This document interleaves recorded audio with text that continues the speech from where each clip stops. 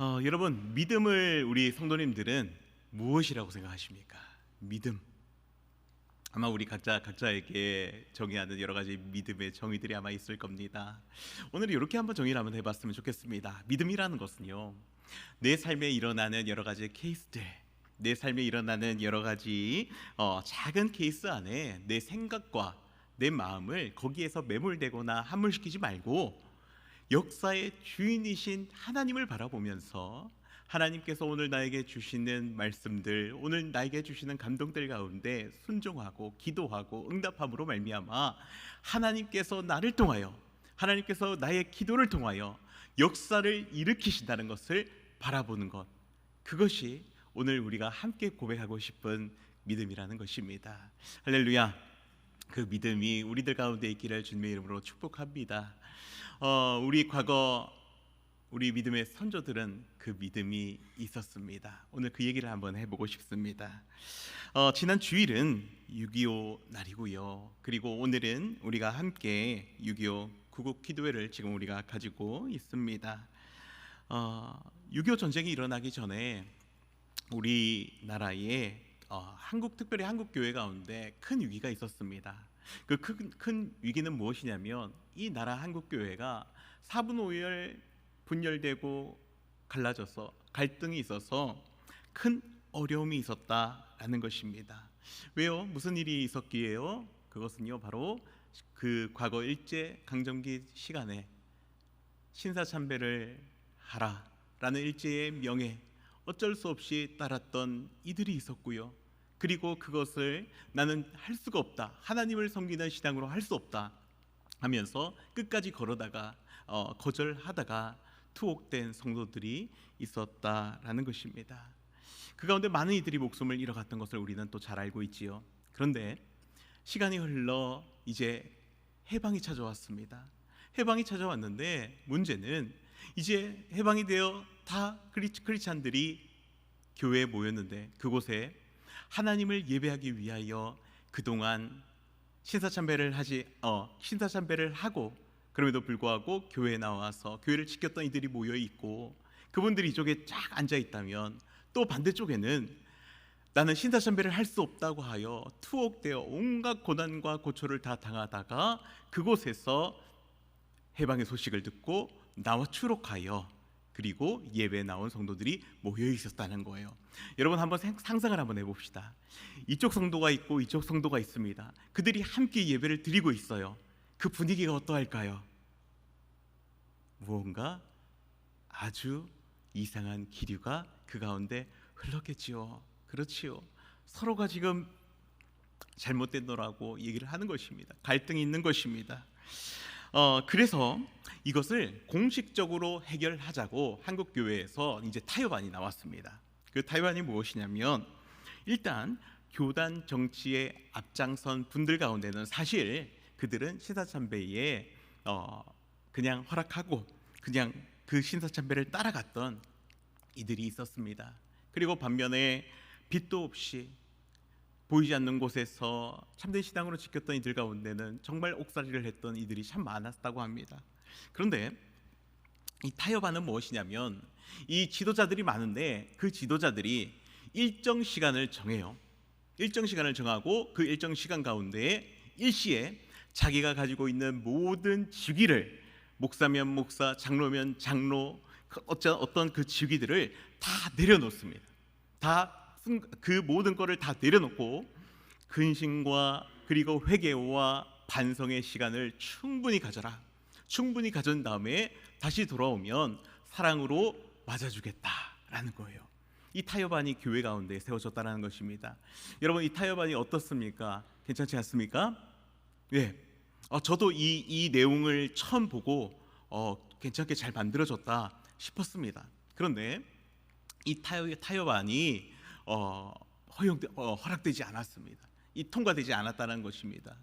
왜 그러냐면, 그동안에 이 교회를, 한국 교회를 지켰던, 한마디로 신사참배를 하고 이 교회를 지켰던 이들이 내가 그걸 받아들이지 못하겠다라는 것입니다. 왜요? 당신들이 당신의 신앙을 지키기 위하여 옥살이를 하러 들어갔을 때 우리는 신사참배를 어쩔 수 없이 했지만 우리는 지금까지 이 교회를 지켜놓으라고, 우리가 이 교회를 지키지 않았다면 이 교회가 이렇게 유지될 수 있었겠냐라고, 우리도 고생이 많았다, 이 얘기를 하는 거예요. 일리가 또 어느 정도는 있지요. 어쨌든 그런 상황입니다. 이 갈등이 있는 거예요. 도저히 하나가 되지 않는 큰 위기 가운데, 큰 어려움 가운데 한국교회가 봉착했더라. 그것이 6.25 전에 한국교회의 상황이더라라는 것입니다. 여러분 좀 이해가 되십니까? 네, 이 상황이 이제 조금 이해가 되어집니다. 그러면 이 문제를 잠시 놔두고요, 말씀 속으로 한번 들어가 보도록 하겠습니다. 우리 여러 사사 중에 오늘 말씀의 주인공인 사사가 있습니다. 힘이 센 사사, 여러분 누구입니까? 삼손입니다.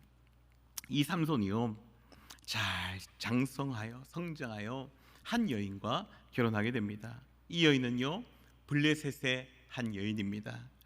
여러분, 블레셋 나라는 어떤 나라입니까? 지중해 가운데서 나와서 가지고요, 애굽을 치러 가려고 했다가 그것이 실패하여 다시 요바로 돌아오게 됩니다.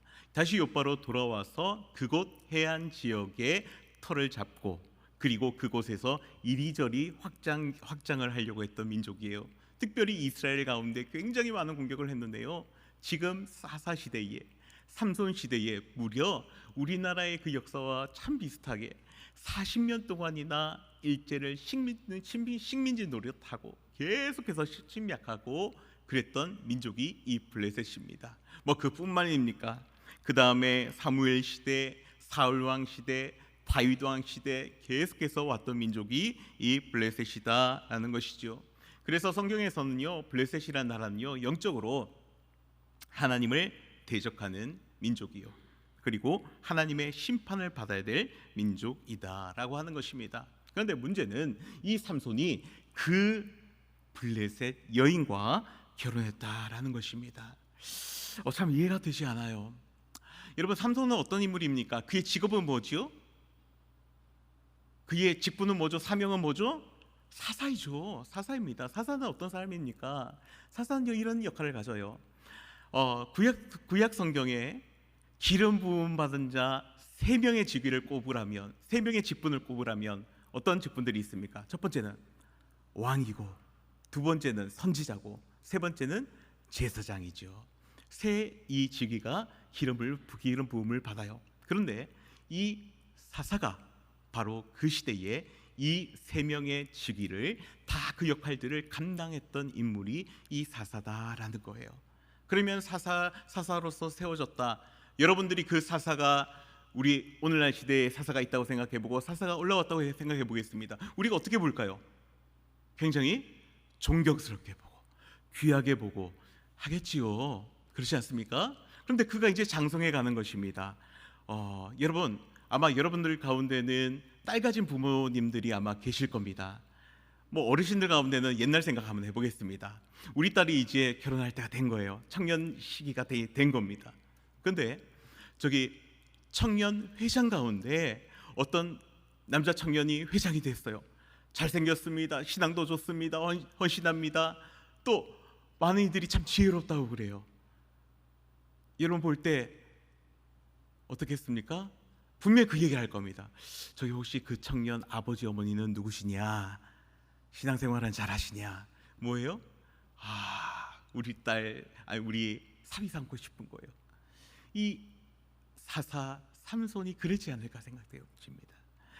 사랑하고 존경하고 너무 귀한 그 삼손, 그러면 그 삼손은 이 이스라엘에 좋은 처자를 만나서 결혼하고 잘 사역하면 참 좋았을 텐데 지금 그렇게 되어집니까? 이야기가 그렇게 올라가지 않더라고요.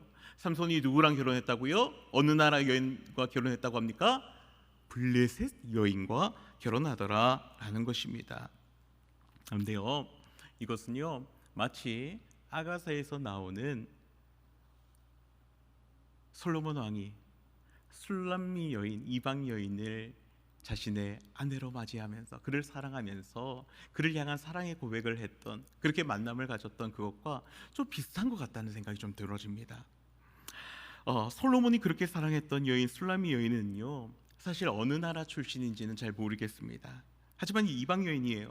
그리고 아가서의 표현으로는 계달의 장막, 누더기 옷을 입고 있고요, 얼굴은 거무스름하고 포도원에서 일하는 하찮은 여인으로 묘사되고 있습니다. 이방의 평범한 여인이다라는 것입니다. 그런데 하지만 이 솔로몬 왕은요, 그 여인이 너무 귀하게 보이는 거예요. 이방 여인이지만, 그리고 내가 가진 직위하고는 너무 차이가 나지만 그 여인을 바라볼 때 너무 마음에 드는 거예요. 그리고 그를 향한 사랑의 세레나데를 부르는 것입니다.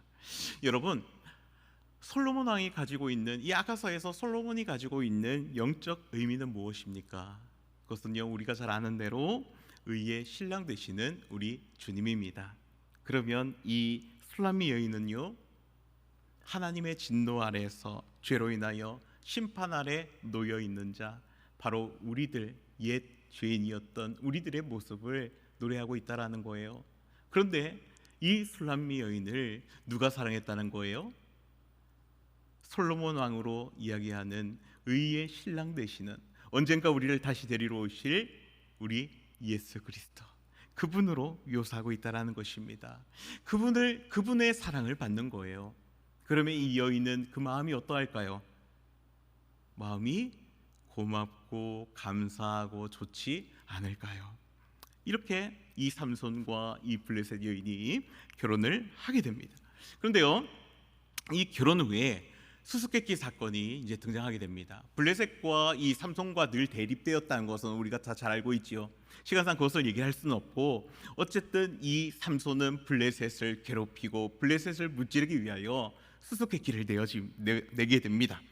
사사기 14장 14절에 보니까요, 삼손이 그들에게 이르되 먹는 자에게서 먹는 것이 나오고 강한 자에게서 단 것이 나왔느니라 하니라. 그들이 사흘이 되도록 수수께끼를 풀지 못하였더라. 아멘. 수수께끼를 냈습니다. 수수께끼 문제를 풀었다고 합니까? 풀지 못했다고 합니까?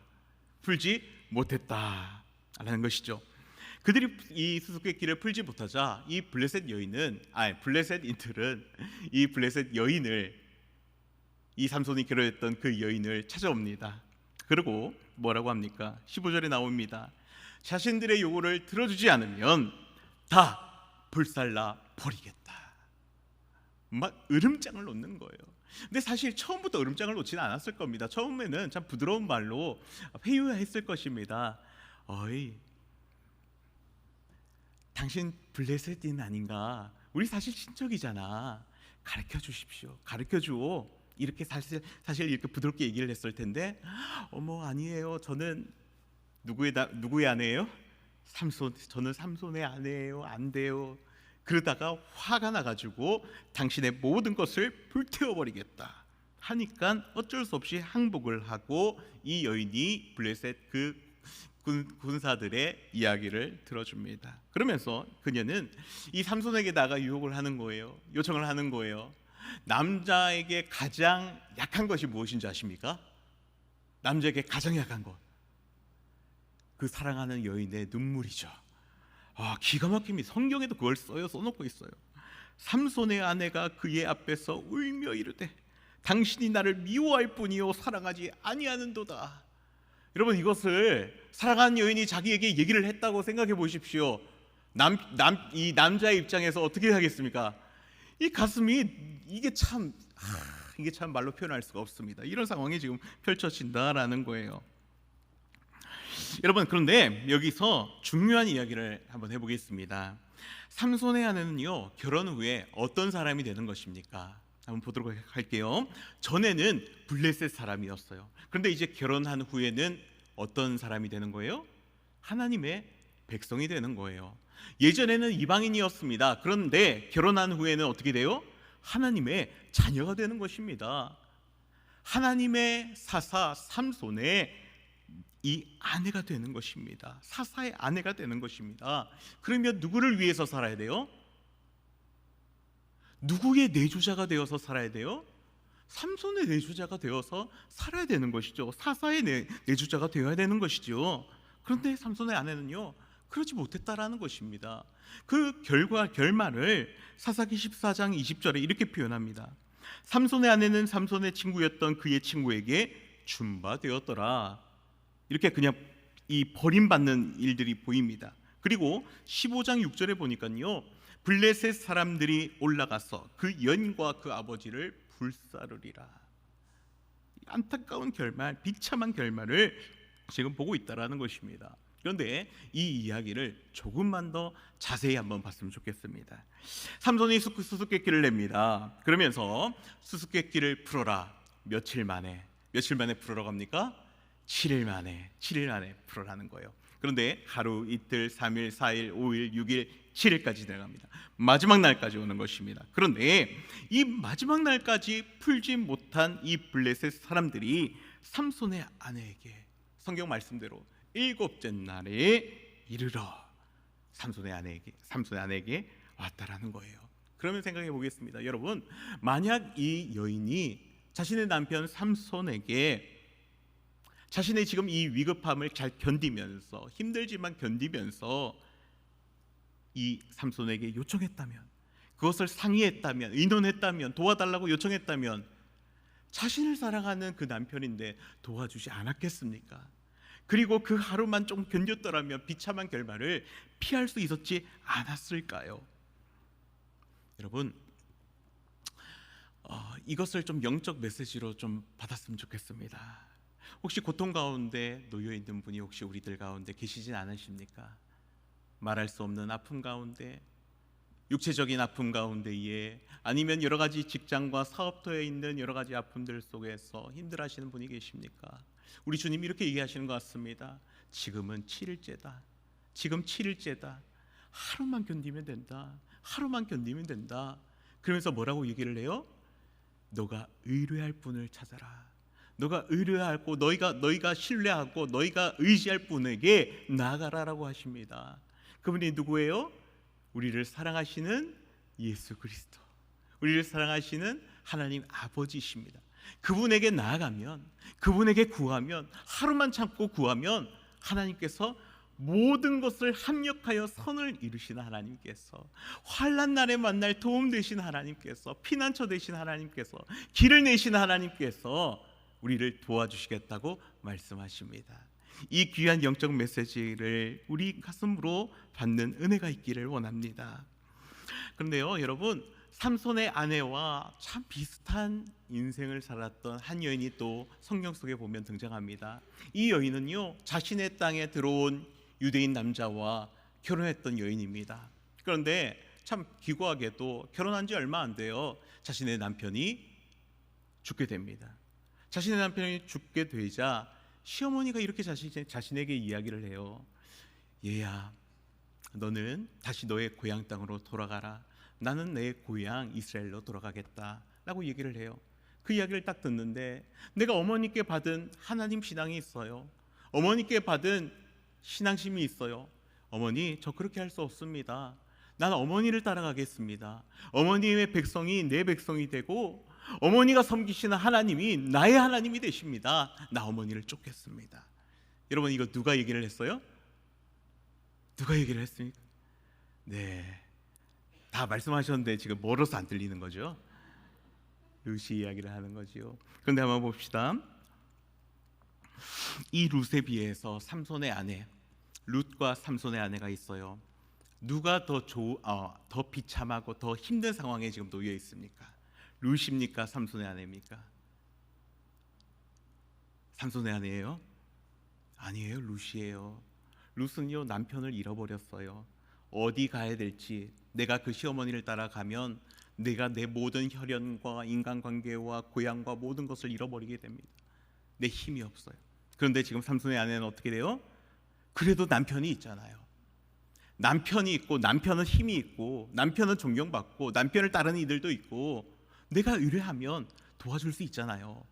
그런 상황 가운데 있는데 하나님 의지하지 못하고, 남편으로부터 들은 하나님 의지하지 못하고 믿음을 선택하지 못하니 안타까운 결말을 맞이하게 됐더라라는 겁니다. 말씀을 시작하면서 6.25 사건 이야기를 잠깐 나눴습니다. 6.25 사건 이전의 이야기를 나눴습니다. 한국교회가 위기에 봉착했다. 한국교회가 분열되어지고 겨우 식민지에서 해방되어가지고 하나님을 찾는 신앙 이제 찾았는데 그 찾는 교회가 분열이 되었다. 큰일 났습니다. 그런데 우리 민족의 우리 신앙의 스승들은 아주 훌륭한 결정을 해 나가는데요. 무슨 일입니까? 그 위기 속에서 6.25 전쟁이 일어나게 됩니다. 6.25 전쟁이 일어나는 가운데 이 선조들이요, 그 가운데 위에서 군대들이 탱크를 몰고 내려오자 후퇴하게 되잖아요. 후퇴하는데 그때 하나님 앞에 무릎을 꿇고 회개의 기도를 하는 것입니다. 계속 내려올 때마다 이곳에 멈추면 그곳에서 예배를 드리고 기도회를 하고, 대전에 멈추면 대전에서 기도회를 열어 회개 기도를 하고, 마치 아브라함이 가는 곳곳마다 제단을 쌓아 하나님을 예배하듯이 그들이 있는 곳마다 그곳은 하나님께 집중하는 시간이고, 하나님께로부터 부어지는 하나님의 뜻과 하나님으로부터 주어지는 말씀 가운데 회개하면서 나아가는 것입니다. 그러면서 최종적으로 부산에 있는 초량교회에 모였다고 합니다. 그곳에서 여러분 인터넷에 찾아보면 다 나옵니다. 초량교회에 모여가지고 그곳에서 온 민족 지도자들이, 기독교 지도자들이 모여가지고 구국 기도회를 여는데요, 엄청난 기도회가 열렸다고 합니다. 7일 밤낮 계속해서 하나님 앞에, 하나님 저희가 잘못했습니다, 한국교회가 범한 죄 잘못했습니다, 기도합니다.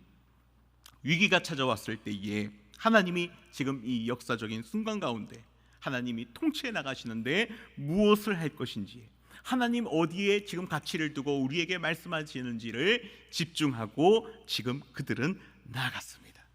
그리고 7일이 지나갔어요. 기도회가 마쳐집니다. 그런데 놀라운 일이 일어나게 됩니다. 무슨 일이 일어나는가요?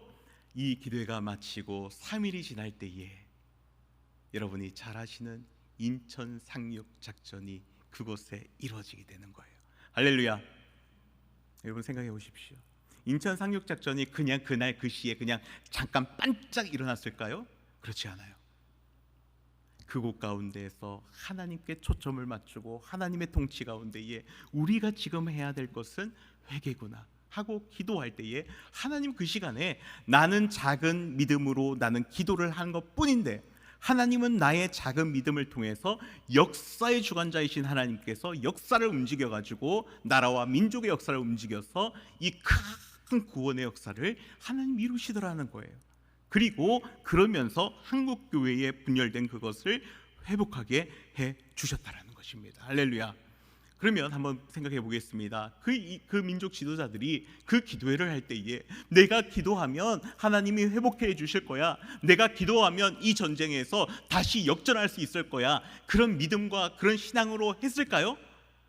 거기까지 바라봤을까요? 어떻게 생각하십니까?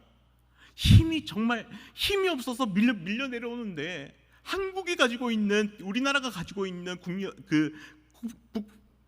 그 무기와 모든 게 안 되는데, 군사력이 안 되는데 그것 어떻게 다시 올라갈 수 있었어요? 안 되는 것이죠. 그들은 하나님께 집중하고 다시 하나님께 집중하고 하나님이 지금 우리에게 무엇을 원하시는지 응답하고 그것 가운데 나아갔다라는 것입니다.